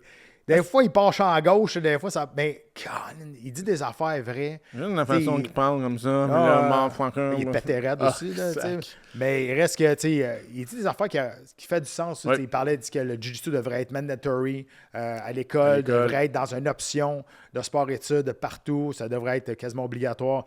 Il parle contre DC aussi, là, il s'en va un peu à gauche, à droite. Mais il a dit que l'UFC va faire beaucoup plus d'argent Ouais. pour faire son retour que MVP, mais qu'on lui a offert McGregor. Puis qu'il dit que lui, il n'était pas intéressé à se battre contre McGregor une troisième fois parce que c'était trop risqué, qu'il Ouais, se présente pas, que il ça l'a arrive dit comme pas. ça. Oui, exact. Fait qu'il dit, j'ai pas de temps à perdre, moi. Fait qu'il est allé l'autre bord se battre face à Mike Perry. Il dit, lui, je sais qu'il va se présenter. Puis il a accepté moins d'argent pour s'en aller l'autre bord. Puis il dit que l'offre était vraiment substantiellement plus élevée. Là. Ça, c'était intéressant à prendre. Puis je pense que la rumeur, c'était qui voulait prendre, je pense? C'était... c'est qui l'adversaire qui voulait chez l'UFC? Oliveira. Oliveira. Charles Oliveira. Puis, Ça aurait été bon, ça aussi. ouais. Puis là, il dit, c'est Oliveira qui a ma ceinture. C'est ma Il a BMF. pas mis C'est BMF. ma ceinture. On a fait cette ceinture-là pour moi. Fait que, écoute, je sais pas si il a signé un compte. Je pense pas qu'il a signé à long terme avec MVP. Non. On reste de le revoir. Mais rappelle-toi quand il avait affronté McGregor dans la deuxième fois, je pense. Puis tu sais, à un moment donné, il a pris sa retraite après. Puis Dana White avait dit, avec tout l'argent qu'on vient d'y donner, ça se pourrait qu'on le revoie jamais. Ouais. Tu sais? Ah, mais c'est des gangsters. Même Nick, on parle d'un fois qu'il va peut-être. J'aimerais ça que revenir. Nick revienne. Mais bref, ce que ça Nick voulait est dire, c'est que tu sais, il a fait tellement d'argent qu'il est indépendant maintenant. Puis là, il fait ça pour le love, on va se le dire. Ouais. Tu sais, Mais c'est un gangster. Ils sont nés fâchés, ces deux frères-là. si on est fâché, puis tu sais, je pense pas que dans la vie, ils ont besoin de tant que ça pour vivre. Là. Je les imagine pas dans un mansion, puis tous eux autres. Ils ont une grosse compagnie de cannabis, eux autres Oui, aussi, qui ils avaient investi beaucoup ça là-dedans. roule pas à peu près. Faut jamais acheter son vice, par contre, dans la vie, hein, Pat? Ben, c'est sûr Mais- que si tu Allez consommes voir, tes profits, allez voir ce podcast-là avec Théo Van. Là. Ça va dans toutes les directions. Il, c'est incroyable. il parle même du pénis d'Austin Poirier. Ça va dans toutes les directions. Ouais. C'est du bonbon pour elle. ouais, pour vrai, là, c'est drôle. Puis Théo, Il est drôle, lui. Là. il est très, très drôle. Tout le temps là, à l'UFC, premier combat de la sous-carte, il est assis, il est là, tout seul dans les estrades. triple là-dessus. Il triple C'est bien bon. raide. Fait qu'allez voir ça, c'est vraiment cool. MVP, on parlait du show du 16 mai. Là, si on regarde partout ce qui se passe, Ronda Rousey et Gina Carano, c'est plus le main event. On met encore ce combat-là un petit peu plus gros que les autres, mais en dessous, c'est marqué Super Fight féminin ou combat féminin. Ouais. Puis les deux autres combats à côté, Diaz, Perry et Lince Ngannou, c'est marqué Double Main Event. Ouais. Fait que je ne sais pas ce qui se passe présentement, je ne sais pas qu'est-ce qui va arriver, mais on ne peut pas mettre un Main Event. Un triple main event. Là, Non, mais je veux dire, tu peux pas mettre Carano Puis Rousey, dernier combat, c'est pas les main events. Ben non. On fait beaucoup de promotion autour de ce combat-là pour attirer l'attention, mais allez voir n'importe où quand ils présentent la carte, c'est plus eux autres les main events. C'est plus eux autres, c'est écrit. Là. Exact. J'ai trouvé ça particulier, surtout de ne pas entendre Ronda à cet effet-là, qu'elle grimpe sur toutes les tribunes pour tout et rien. Parce que, tu sais, je pense qu'il y avait beaucoup en arrière de ça, mettre à l'avant le combat féminin, puis de mettre à l'avant Je pense que Ronda se bat beaucoup pour ça, la paye chez les femmes, l'exposure chez les femmes. Puis là, elle est même plus... Là, ce serait quoi, le troisième combat en descendant du top, là? Ouais, c'est ça. C'est curieux. Event, je veux dire, c'est ça, là. C'est très, très, très curieux. Fait que Nate Diaz contre Mike Perry prend la pole en avant de ça. Ouais. C'est drôle quand même. Ben, en tout cas, on ne sait pas comment le pacing va être fait, mais les main events peuvent pas être avant un combat qui n'est pas main. Tu comprends? Tu comprends ce que je veux dire? C'est un peu bizarre. Hein? Encore là, ça vient avec l'envers de la médaille. Tu sais, MVP, quand tu te mets à signer une panoplie de vedettes comme ça, là, tu sais, faut t'es gères. Là, c'est tous des égaux, ceux-là. Gina, peut-être moins, là, mettons, mais Ronda, Ngannou, Nate Diaz qui rentre dans la baraque, puis je pense pas, c'est pas une diva, mais en même temps, il se met à parler. Un Mike Perry qui est particulier. C'est tous des gros caractères à gérer. Ils peuvent s'astiner pour savoir ce qui est aussi qui est là-dedans. Lui, Mokaev, il savait qu'il allait pas être dans Oui, qui est dur à gérer. Il est dur à gérer. Fait que ça vient avec le downside de ça, le côté pervers de signer autant de vedettes. C'est que là, il faut t'es gères après. Puis là, ils sont tous en formule un peu joueurs autonomes. Ils viennent sur la carte, mais je pense pas qu'il y a rien de signé à long terme comme dans l'UFC. Peut-être que oui, mettons dans le cas d'Ngannou, peu importe. Mais il faut que tu gères ce monde-là. Là. Puis ils ont tous leurs égos. Puis c'est ça. Peut-être qu'on va entendre des déclarations fracassantes prochainement. Là. Moi, puis on a parlé hors caméra, qu'on parlait d'Ngannou, qu'on l'aime, qui était spectaculaire, mais de notre avis, d'après nous, c'est une bonne diva. Là. Une pas pire diva, je pense. Mais tu sais, il a fait ce qu'il avait à faire. Il est parti de l'UFC, puis sa meilleure décision de sa vie, il est allé chercher financièrement des millions et des millions. Mais je suis d'accord avec toi. Tu sais, puis PFL, quand il a dit qu'on s'est séparés à l'amiable, puis Ngannou a dit non, moi, ils n'ont pas voulu renégocier. Je voulais un combat, ça faisait 1 an. Puis, il y a quelque chose qui se passe à quelque part. Fait que, en tout cas, ça, c'est notre opinion. Oui. On pense qu'Ngannou, c'est une bonne diva, malgré qu'on l'aime. Là, c'est quoi, à la fin de la journée, il fait son cash puis il roule sa bosse. Mais lui, mettons, là, un co-communiqué de séparation complaisant, lui, il comprend pas ça, je pense. Parce que, on va faire un communiqué ensemble. OK, pas de trouble. 2 secondes après, on est en mauvais terme. On se parle d'autre chose. Exactement. MVP boxe féminine, on en parle depuis tantôt, ils veulent mettre le boxe féminine ils ont signé un gros contrat avec ESPN de plusieurs années. Et là, ils viennent de faire la même chose, mais l'autre bord en Europe avec Sky Sport. Ouais. Une semaine après que l'UFC venait de dire qu'il venait de signer avec Sky Sport là-bas aussi. Écoute, l'UFC n'a pas pris l'exclusivité de Sky Sport là-bas parce que au niveau de la boxe. Fait que c'est coup pour coup, hein? Pas faire un jeu de mots, là, mais... Mais c'est ça. Ouais. Avant, tout le monde s'écrasait. Là, à cette heure... Mais tant mieux. Tant mieux pour les combattants, ben oui. Les combattants et l'amateur. Ouais. Je veux dire, ça n'a jamais été autant à télé que ça. On s'entend, là, fut une époque où tu avais Boxing After Dark de temps en temps, puis tu avais les gros combats majeurs côté boxe. Là, maintenant, tu as de la boxe quasiment, pas semaine longue, là, mais régulièrement que tu peux regarder sur les chaînes de télé. Ça n'a jamais été autant accessible que ça. C'est super pour l'amateur. Ça rend la boxe accessible. Encore une fois, c'est MVP F, donc pour la boxe féminine. Une entente avec Sky Sport de plusieurs années. On revient ici, Groupe Gym, qui a sorti une nouvelle quand même surprenante cette semaine, qui aimerait faire 6 à 7 galas par année, cette année, en 2026. Évidemment, au casino, mais cet été, on aimerait ça retourner au Parc Jarry. Bon, au niveau technique, moi, j'ai parlé à du monde qui sont en arrière de la caméra. C'est un peu compliqué, au niveau technique, de tourner là, mais pour les fans là-bas, un gala de boxe au Parc Jarry, dehors, quand il fait beau, c'est cool. Là. Moi, j'ai eu mes plus belles soirées de boxe là. Moi, Jean-Pascal, c'est le boxeur que j'ai suivi de A à Z de toute sa carrière. Moi et mes chums, on capotait dessus. Puis je me rappelle, là, début vingtaine, on allait voir Jean-Pascal au Stade Uniprix, dans le temps de Herman Ngujo, qui avait fait un combat d'anthologie là, pour un combat éliminatoire pour le titre. Il s'était mis à mouiller à Sion. Ouais. J'ai une photo qu'Éric Lapointe sur l'appareil numérique de mon père dans le temps de même. Tout le monde est en dessous de l'appui autour du ring, tout le monde est descendu. C'est particulier, cette ambiance qu'il y a là. Quand il fait beau, puis même quand il a mouillé en plein été, s'en fout. C'est comme super mobilisateur. Moi, je trouve que ça serait un bon coup pour Jim. Pour se différencier un peu dans ce qui se fait comme produit avec Eye of the Tiger, pourquoi pas? Puis, on parlait aussi au Parc Jarry de peut-être faire un double événement avec On parle bien du Samouraï stade Uniprix.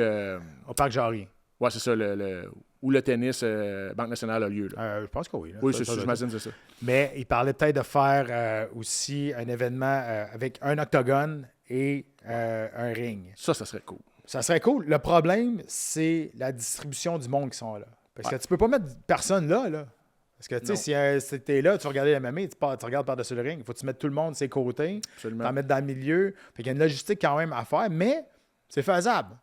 Ça serait innovateur. Ça serait vraiment, comme je dis encore une fois, se différencier, D'accord. créer quelque chose qui existe plus ou moins.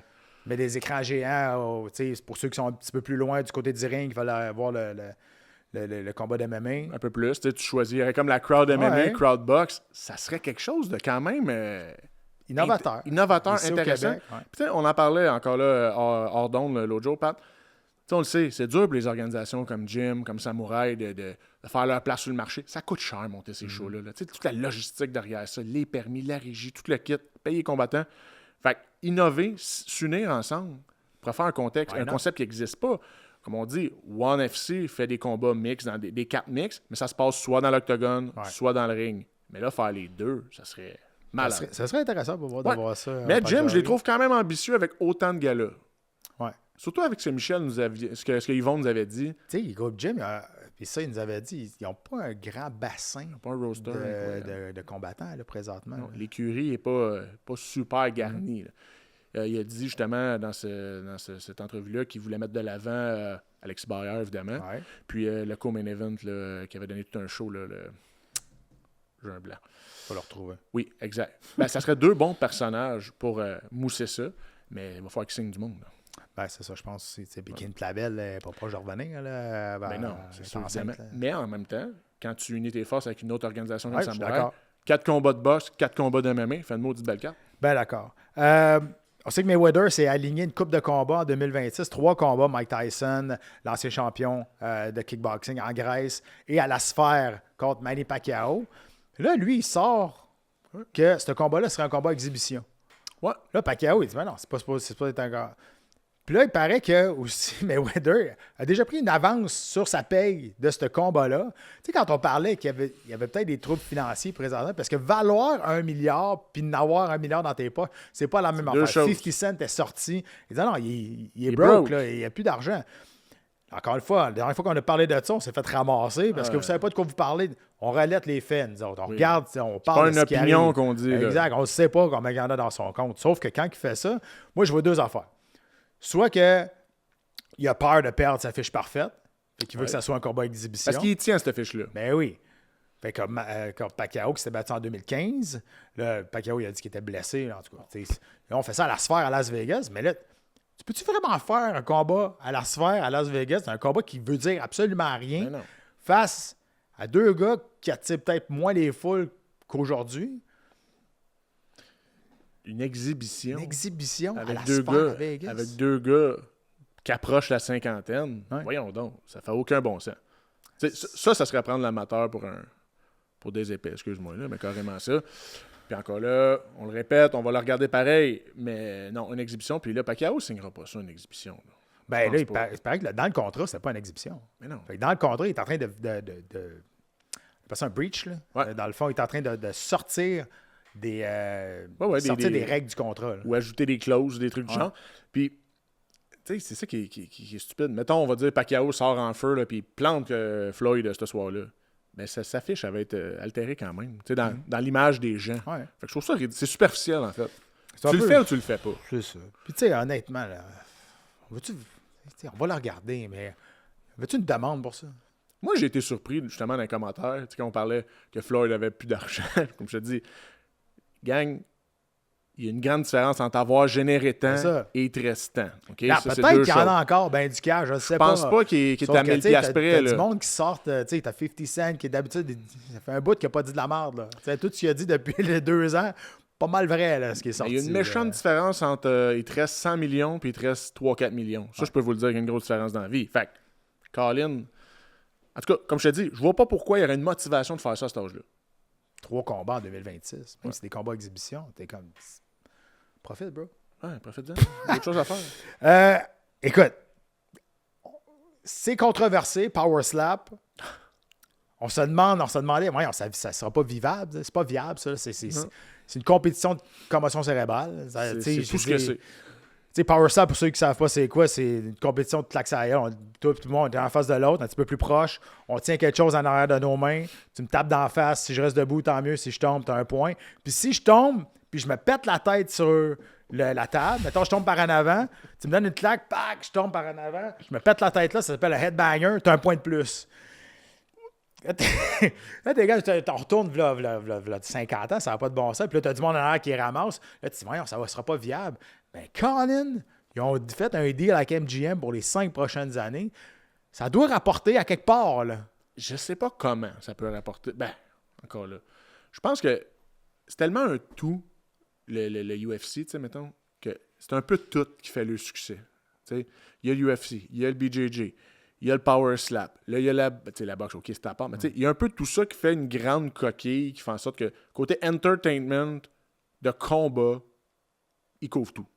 Peut-être que c'est plus de cet angle-là. Tu sais, Dana White avait dit, moi, là, Power Slap, là, on n'a pas eu ça, on n'a pas acheté ça pour que le monde regarde ça pendant 1 heure de temps. Là. Il dit, nous autres, c'est des clips. Oui. Fait qu'ils font de l'argent avec des clips sur TikTok, sur Instagram, sur un peu partout pour le monde, ils voient la claque d'en face. Puis là, hey, t'as-tu vu ça, t'as ça? Puis c'est avec ça qu'ils vont générer leur investissement dans Power Slap. Parce que tu n'en vas pas écouter un show pendant 1 heure de temps de 16 gars qui se tapent sa gueule, des claques sur la gueule. T'es comme, à un moment donné, en tout cas, moi, je serais là. Non, à un moment donné, après une demi-heure, je serais malaisé. Je suis pas bien. Je peux pas regarder ça, puis ma conscience est tranquille. Non, t'sais. mais non. Juste quand tu as eu le docteur de Beaumont en entrevue, tu te dis, oui. Mon Dieu Seigneur. Puis moi, quand j'en parle avec mes chums, je dis souvent, qui un bon mardi soir, hey boy, je peux pas être là ce soir, c'est mon Power Slap. C'est mon show de Power Slap à soir que j'écoute. Qui? Personne. Moi, je suis un de tes chums, là. On va dire, hey, bonne idée. Bonne idée. Bonne idée. Bonne idée pour 3000$ même. Je ne sais même pas si c'est ça qui gagne. C'est tous des truckers, là. Hey. On dirait que c'est le film Cobra. Pas Cobra. Puis là, ils mettent des règlements à ce temps-là. Il faut que tu trimes ta barbe parce que c'est trop. Ça donne trop un coussin de. Un apaisement pour le. Tu sais, c'est comme un avantage. Mais, hey, on rit, là. Mais, il vient quand même de signer un deal de 5 ans avec MGM à Vegas. Moi, là, écoute-moi, là, prochaine grosse acquisition de Dana White, du UFC, là, ils vont acquérir les compagnies de tir au poignet. Écoute. Let's go. T'es rendu là. Non, mais pour moi, c'est dans la même ligue que ça. Ouais. OK? Hey, des compétitions de tape à gueule. Hey, Big, à soir, c'est. Hey, samedi, on se réunit dessus. C'est le championnat poids lourd de tape à gueule. Moi, ce qui me fait rire, c'est quand tu es dans le vestiaire puis il se réchauffe. Oh. Puis là, ça le même. Puis là, il y a une palette de boxe. Puis là, il se pratique. Là, je fais, mais voyons. Tu peux pas te pratiquer à être bon à ça. Ah, man, c'est particulier. Mais bon, ça fonctionne. Tu te souviens de Over the Top? Ben oui. Avec Sly, Ben avec oui. Sylvester Stallone. Tu sais qu'il y avait une machine dans son truck pour son bras. Les gars de Power Slap, qui ont tous l'air des anciens truckers, ou des truckers, ils ont-tu des machines dans leur truck pour se pratiquer? Ils tournent les hanches, man. D'après moi, c'est juste ça qui. Mais comme tu dis, les clips, c'est avec ça qu'ils font de l'argent parce que c'est associé à l'écosystème de la boîte. Ouais. Fait que ça amène un retour, j'imagine. Dernière nouvelle, je veux pas qu'on parle des pay-per-view du UFC qui n'existent plus aux États-Unis avec le deal de Paramount. Et on a des chiffres et peut-être ça explique bien des affaires aux États-Unis. Des quelques chiffres en 2024, on en a sorti 5. L'UFC 300, on s'entend, là, c'est 300, l'UFC 300. Pereira contre Jamal Hill, c'est peut-être pas le main event le plus incroyable, mais on a attiré 615 000 pay-per-view vendus. Il y a 350 millions aux États-Unis de personnes. Ouais, c'est beaucoup. C'est beaucoup de monde c'est pour beaucoup de monde. peu d'achats. L'UFC 301, Pantoja contre Steve Erceg. Pas super vendeur Non. contre Main Event, mais c'est quand même un pay-per-view. 67 000 Ça, c'est très peu. seulement. Ça aide pas la cause des 125 livres. L'UFC 302, c'est la match-up contre Poirier, C'est énorme. qui est un des plus populaires de l'organisation depuis des années. 410 000. Pereira, encore une fois, l'UFC 303 contre Proachka, 274 000. Et Makhachev contre Moïcano, c'est vrai que Moïcano avait un remplacement dans la de minute. Tsaroukan. On est arrivé à 240 000. Donc là, on fait la part des choses. C'est juste aux États-Unis, ça. Ça, c'est juste aux États-Unis. Fait que là, tu t'aperçois que le monde achète vraiment moins de pay-per-view parce que il y a beaucoup de shows. Fait que c'est un peu comme... C'est ça le danger, quand il faut, par exemple. Parce que c'est pas un événement si important que ça. Tu sais, tu vas manquer une game des Canadiens, c'est pas grave, il y en a un autre mardi. Ben oui. Mais c'est un peu ça. Tu vas dire, regarde, j'écoute pas l'UFC en fin de semaine, les 3 prochaines fins de semaine, il y en a. Fait que, tu sais, c'est moins un événement que le monde vont attendre. Là, avec ces chiffres-là, tu te dis, OK, l'UFC a fait un méchant coup d'envoyer ça à la télé gratuite avec Paramount. Bien sûr. Gratuite, on s'entend, il y a un abonnement, là, mais ça ne coûte pas 80$ par événement. Pour aller chercher un 7 milliards là, on enlève les pay-per-view, on les garde à travers le monde entier parce que c'est rentable et les contrats sont déjà faits. Mais il reste que c'est un méchant coup de business que l'UFC a fait avec Paramount. Quand on voit les chiffres des pay-per-view vendus aux États-Unis, je vous le rappelle, il y a 350 millions de personnes aux États-Unis. Et dans les 5 que j'ai là, le meilleur, c'est 615 000. C'est juste en décroissance. Là. Ah oui. Ben, ça, c'est ce qu'on appelle venir cristalliser sa valeur. Tu sais, ils ont bien vu que l'attrait diminuait. Ils voulaient cristalliser ça. Tu signes un gros deal avec une télé, une télé payante, une chaîne de streaming. Super intelligent, comme tu dis. Mais oui, le fait que tu aies un show pratiquement hebdomadaire, tu as un show toutes les semaines presque, là, ben, c'est sûr qu'il y a moins d'happening. Tu sais, on se rappelle souvent la belle époque où tu avais à peu près 5 pay-per-view par année. C'est peux-tu à peu près dans l'UFC? Dans les belles années? Ben non, il y en avait un petit peu plus que ça. 9-10, mettons. 9-10. Là, il y en a 14. Mais c'était un événement. Ouais. Parce qu'entre, il n'y avait pas de combat. Mais est-ce que, évidemment, ça fait il y a beaucoup de shows. Le talent peut-être un peu diminué parce qu'on a beaucoup de combattants. Ça reste des très, très bons combattants. Mais les vedettes, là, on est loin des 1.1, tout en haut de 1 million de McGregor. Je pense que les 4 meilleurs vendeurs de pay-per-view, c'est McGregor, c'est 1 million. Entre 1 million et 1,5 million de pay-per-view vendus. Georges, ça a été la même chose. Vendait des 1 million, 1,2 million de pay-per-view vendus. Anderson Silva aussi. Mais là, on n'a pas ce genre de star power là qu'on a. Ben, c'est sûr. Pereira, oui, il est populaire, mais est-ce qu'il est charismatique comme des gars comme Georges, comme McGregor puis Anderson Silva? Non. Pas autant charismatique, ça l'explique. Je pense qu'on est en manque de grosses vedettes charismatiques comme ce que tu décris, mais encore là, c'est dilué. Tu sais, avant, ta grosse vedette, elle se battait peut-être 2 fois dans l'année si t'étais chanceux. Là, maintenant, il y en a des vedettes. Tu sais, peut-être pas aussi charismatique, mais il y en a beaucoup. Il y a beaucoup de shows. Tu peux t'attacher à beaucoup de personnages différents. Fait que c'est plus comme avant. Je pense qu'il y a vraiment ça qui a changé. Ouais. Il y en a plus, puis je pense qu'il n'y a jamais eu autant de talent qu'aujourd'hui en MMA. Ironiquement, c'est ça en plus, parce que le sport a grossi, c'est rendu un vrai sport. Il est pratiqué partout dans le monde. C'est plus comme tu disais à l'époque, vous étiez des toughs qui se battaient. Là, aujourd'hui, c'est des athlètes qui se battent. Ça, c'est une grosse nuance. Ben, c'est que tu as un bassin d'athlètes énorme. Tu sais, un gars de sous-carte, premier, deuxième combat de la soirée, sont élites en tabarouette, là. Même dans des petites ligues. On a vu à CFFC, on en parlait tantôt. Joe Ramsey qui est arrivé là. Bon, ça ne fait pas justice en 9 secondes, mais il y a une marche déjà là. Imagine quand tu arrives dans l'UFC. Avant, la sous-carte de UFC, ouais, c'est ordinaire. C'était plus moyen. C'était plutôt moyen. Là, ça a changé. Fait puis, tu sais, tout ça dilue l'attrait. Ça, c'est sûr. On avait fait un calcul à un moment donné parce qu'on a eu les chiffres d'audience qui écoutent l'UFC ici au Québec. En passant, merci pour ce support-là parce qu'il y a beaucoup de monde qui écoute l'UFC au Québec. Et on avait fait la transition aux États-Unis avec les codes d'écoute là-bas, les codes d'écoute d'ici. Et proportionnellement à la population, il y a plus de monde au Québec qui écoute l'UFC qu'aux États-Unis. C'est fou. C'est fou, pareil, hein? C'est un sport qui est très... c'est un sport qui est très en santé ici. Puis là, évidemment, là, on essaie de fournir d'autres grandes vedettes. Il y a Charles Jourdain qui, évidemment, qui poursuit ça. Mais on est un bon bassin de fans qui regardent ça. Puis c'est surprenant quand même. Fait que ça, c'est ça, je trouve ça vraiment cool. Puis je trouve ça important de le dire aussi que, tu sais, on est regardé vraiment, vraiment, vraiment beaucoup. Puis quand, des fois, on se fait mettre sur la plateforme web aussi, on entend qu'il y a énormément du monde qui ne sont pas contents aussi. Évidemment, c'est pas mon contrôle, là, mais... Parce qu'ils veulent le regarder. Parce qu'ils veulent le regarder, exactement. Fait qu'il y a du monde qui sont assidus, qui sont fidèles à l'UFC depuis des années et des années. Puis on le voit avec les chiffres maintenant. Tu sais, je te dirais, depuis qu'on a commencé le podcast, Pat, ce qui m'a le plus... un peu surpris positivement, le nombre de commentaires qu'on a, la boxe... Engagée. Engagée. Autant boxe que MMA. Tu sais, on dit souvent... Et avec raison, il y a quasiment juste le hockey qui existe au Québec. ben c'est pas si vrai que ça, parce que les sports de combat, c'est en santé au Québec. C'est pour ça que si, l'exemple, la boxe locale peut remonter un petit peu plus forte, l'amateur sera au rendez-vous. Ouais. J'en doute même pas. Je suis d'accord. Même pas. Fait que tant mieux. Ben là, vous autres, on veut que vous soyez au rendez-vous le 14 avril au Casino de Montréal pour un watching party de la dernière game des Canadiens en saison, le 14 avril. Il faut vous inscrire. C'est avant le 6 avril via le formulaire en description. Donc, il faut vous inscrire. On veut vous voir là, le 14 avril. On va être là.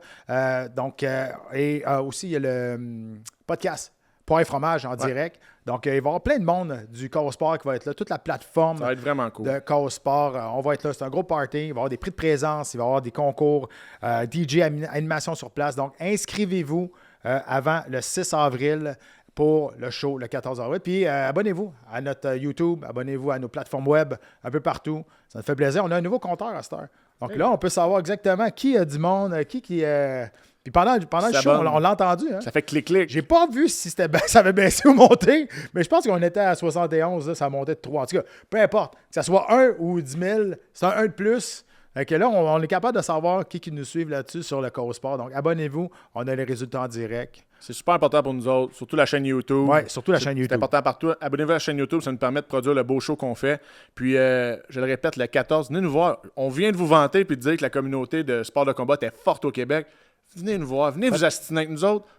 On est des gars super sympathiques. Puis tu sais, quand on s'astine des fois en commentaire sur nos plateformes, moi j'adore ça. Guys, oui. On aime la même affaire. Venez nous voir, venez nous jaser. Vous n'êtes pas obligé d'être d'accord avec nous autres. Ça serait plate sinon. Venez nous voir, 14 avril. Hey, puis nous autres, on se revoit la semaine prochaine. Salut.